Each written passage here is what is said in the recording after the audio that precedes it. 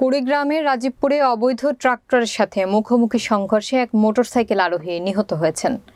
নিহত ব্যক্তি কুড়িগ্রাম সদর উপজেলার রৌমারী গ্রামের নেসাবউদ্দিনের ছেলে আলী হোসেন।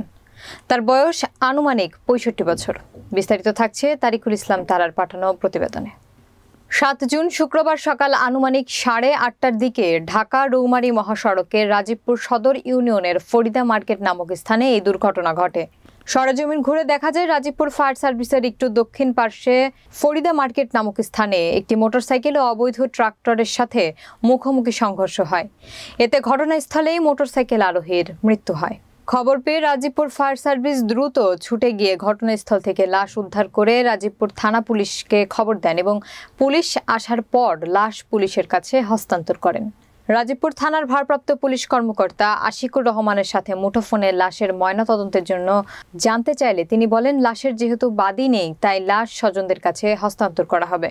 এদিকে তার স্বজনদের কাছ থেকে জানা যায়, মৃত আলী হোসেনের মেয়ের শ্বশুর বাড়ি দেওয়ানগঞ্জ উপজেলার পাররামরামপুর ইউনিয়নের ডিগ্রিরচর গ্রামে। মৌসুমি ফল, আম, কাঁঠাল ও শাকসবজি নিয়ে মেয়েকে দেখতে সেই বাড়ির উদ্দেশ্যে শুক্রবার সকালে রৌমারী নিজ বাড়ি থেকে মোটরসাইকেল যোগে রওনা দেন তিনি। এমন মৃত্যুতে এলাকাবাসীর মাঝে শোকের ছায়া নেমে এসেছে। সরকারিভাবে এই অবৈধ ট্রাক্টর রাস্তায় চলার অনুমতি না থাকলেও প্রশাসনের নাকের ডগায় দিনের পর দিন চলছে এই অবৈধ ট্রাক্টর। ঊর্ধ্বতন কর্তৃপক্ষের কাছে এলাকার মানুষের দাবি, দুর্ঘটনার কবল থেকে এলাকার মানুষকে বাঁচাতে অবৈধ ট্রাক্টর বন্ধ হোক।